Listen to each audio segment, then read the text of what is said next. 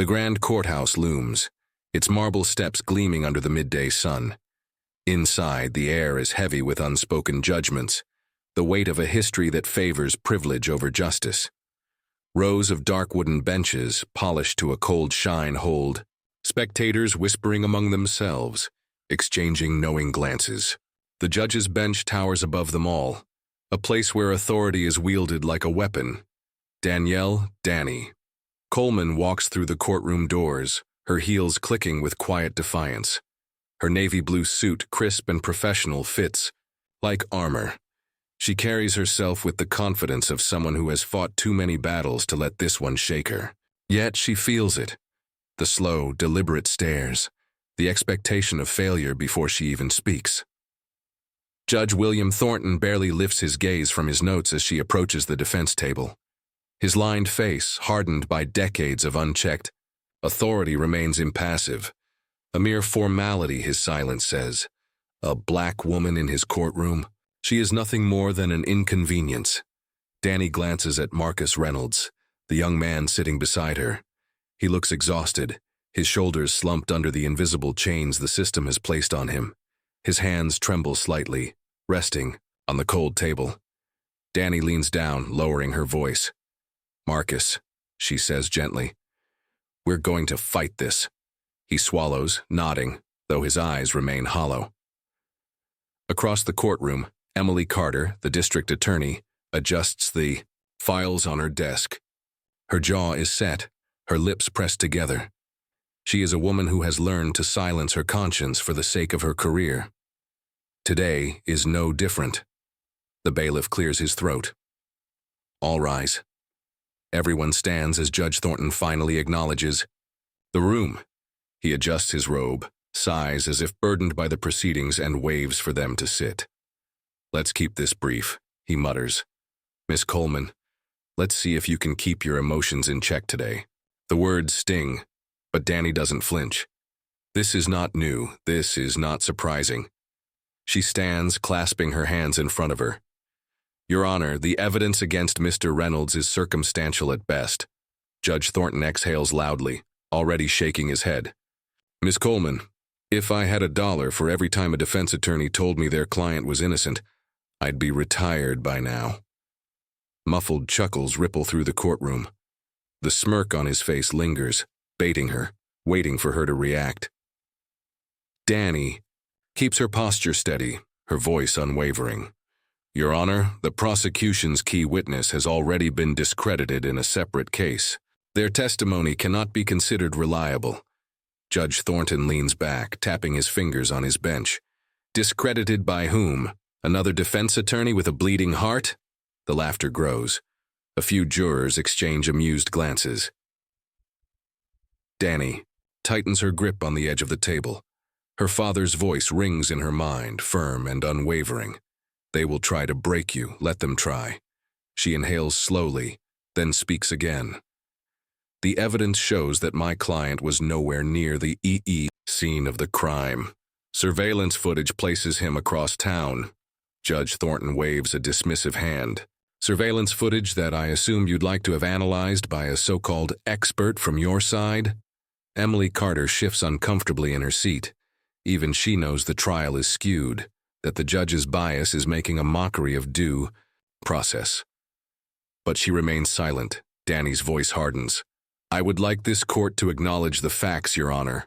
Thornton scoffs. "Facts? Miss Coleman, perhaps if you spent less time making emotional appeals and more time studying the law, you'd be taken seriously." The words land like a slap. The courtroom erupts in murmurs, a few attorneys exchanging knowing glances. The snickers are quiet but deliberate. Danny grips the table. The weight of every dismissal, every time she had been overlooked, underestimated, or belittled presses against her ribs. But she does not look away. Judge Thornton smirks, believing he has won, that he has silenced her, but Danny does not break. She lifts her chin, her voice as steady as stone. "The law is not a matter of opinion, Your Honor, nor should justice be." A hush falls over the room. Even Thornton hesitates for a fraction of a second before covering it with another scoff. "We'll see about that," he mutters, shuffling through his notes. Danny exhales quietly, her heart pounding against her ribs. This is not the end. This is only the beginning.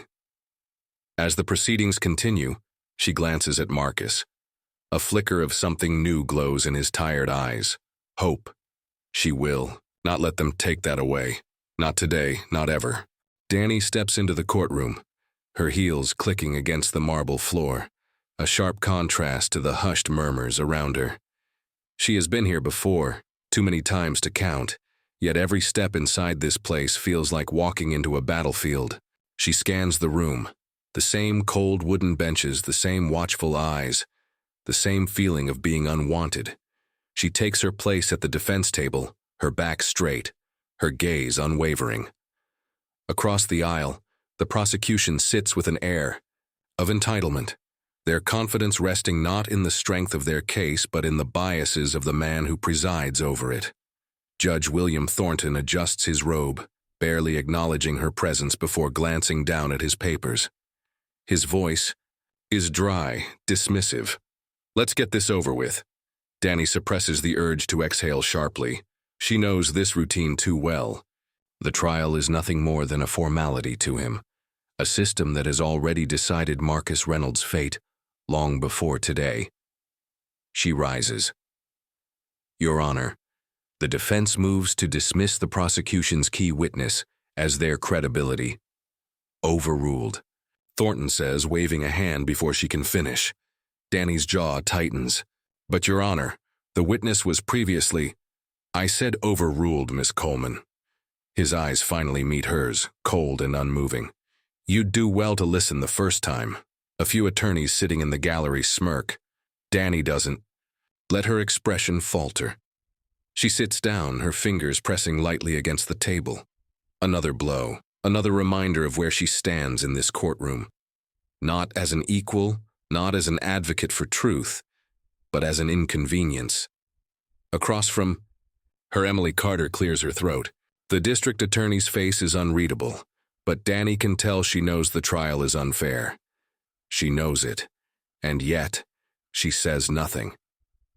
The prosecution presents its argument without interruption.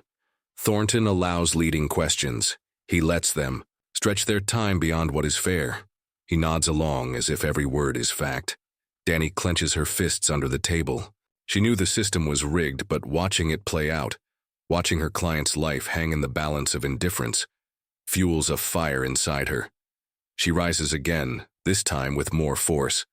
Your Honor, the defense moves to introduce new evidence, surveillance footage that— Thornton sighs, barely hiding his impatience. Miss Coleman, need I remind you that theatrics won't help your case? This is not theatrics, Danny snaps before she can stop herself. The courtroom falls silent. A few jurors glance at her, surprised by the edge in her voice. Thornton's smirk deepens, like he's been waiting for this moment. Miss Coleman, he says slowly, deliberately, if you spent less time making emotional appeals and more time understanding the law, you might actually be taken seriously. The words land like a slap, sharp and calculated. A ripple of laughter moves through the gallery. A few attorneys whisper to each other, and Danny feels every bit of it. For a second, just a second, she wonders if this is what they want. For her to fold, to shrink, to let them win. But then she hears it. They will try to break you. Let them try. Her father's voice, the strength in it, the defiance. She exhales, straightens her spine. When she speaks again, her voice is clear, unshaken. I understand the law just fine, Your Honor, and I understand that this court has an obligation to follow it. A shift in the air. Not much, but enough. Emily Carter looks away as if embarrassed by her silence. Thornton's smirk falters just slightly before he leans back, waving his hand again. Proceed, he mutters. Danny doesn't celebrate the small victory. She knows the battle is far from over. Hours later, as she steps outside, the cold air biting against her skin, she feels the exhaustion settle into her bones, the weight of it. Then a movement to her right. A group of young law students, mostly black women, stand at a distance watching her. Their eyes are wide, admiring, hopeful. One of them, barely in her 20s, steps forward. Her voice is small but certain. "How do you keep going?" she asks. Danny looks up at the towering courthouse behind her, at the pillars built in a time when justice was never meant for people like her. She turns back to the girl, offering a small, knowing smile. "By refusing to let them tell me I don't belong." And with that she walks away, not from the fight but toward it. Always forward, always ready.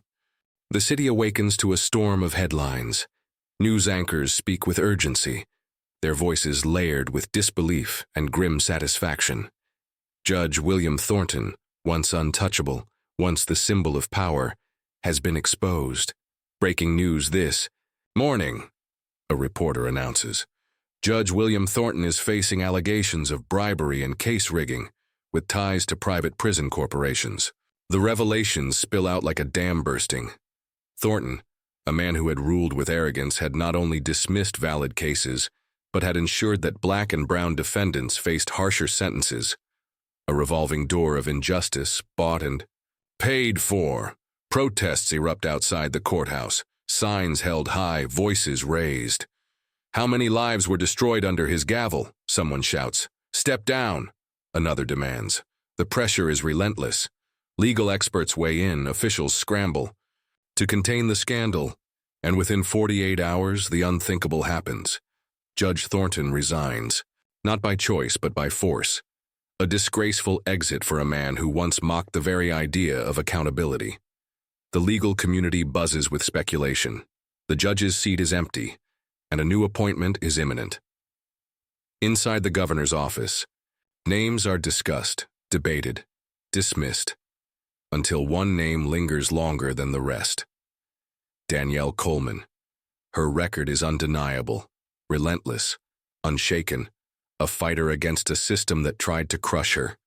"She's too controversial," someone argues. "She's exactly what we need," the governor counters.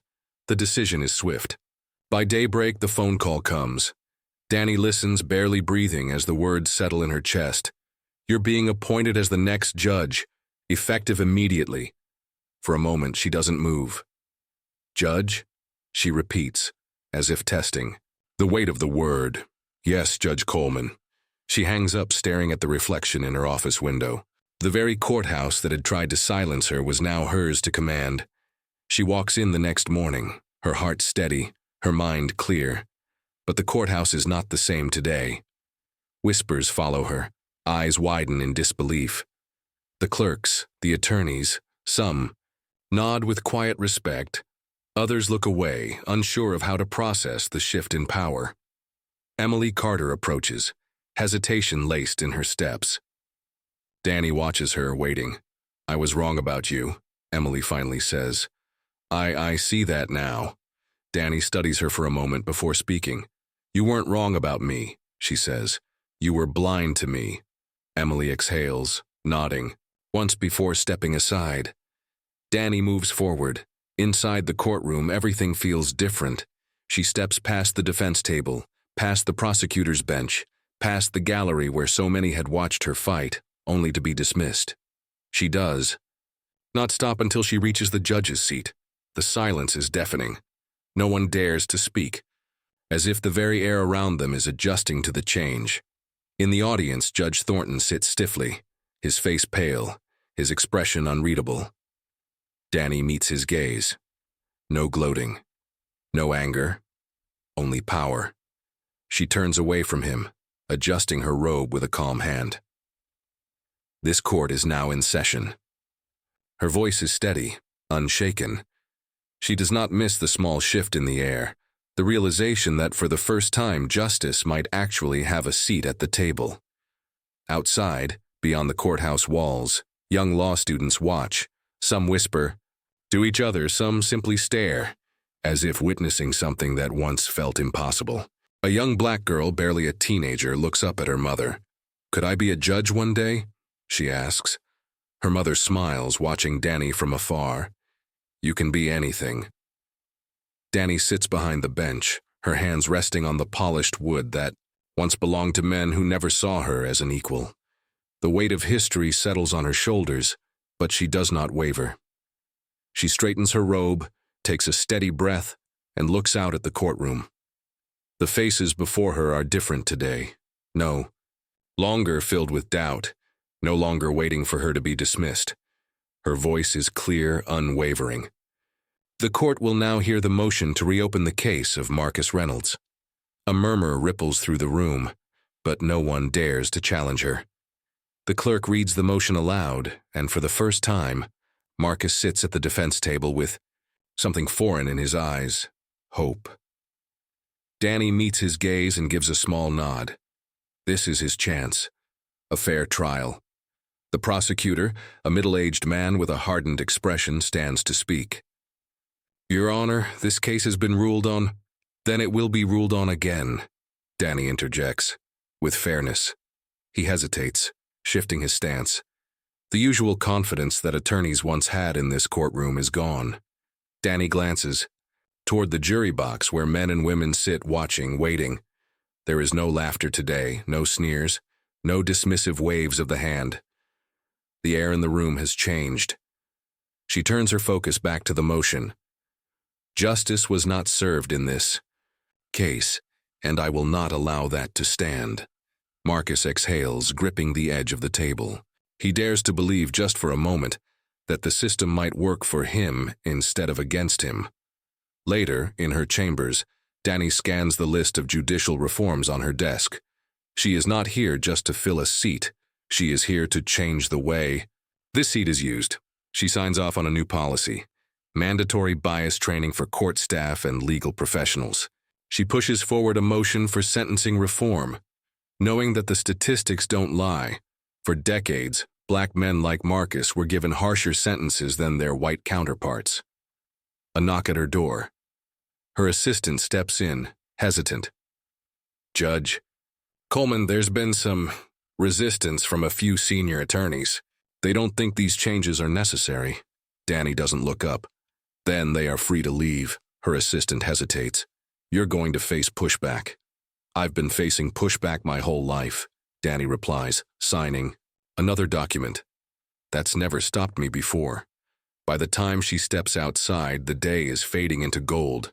The courthouse steps bathed in evening light. A small crowd has gathered. Not protesters, not journalists. Young women. Young black women. They stand in silence at first, watching her as if she were something out of a dream. As if the sight of her in a judge's robe is something they never truly believed they would see.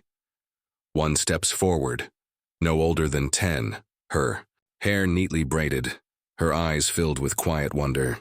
How did you get here? She asks. Danny looks at her, and in that moment she is a child again, standing beside her father at a rally, gripping his hand as he told her that the world would never hand her a place in it. She would have to take it. She kneels, meeting the girl's gaze, by refusing to let them tell me I don't belong. The girl nods slowly as if absorbing each word. Her small hands tighten around her mother's fingers. Danny stands, the voices of those before her whispering in her heart. The fight is not over. It will never be over. She descends the courthouse steps, not walking away from the battle, but toward. And this isn't the end, she murmurs. It's only the beginning.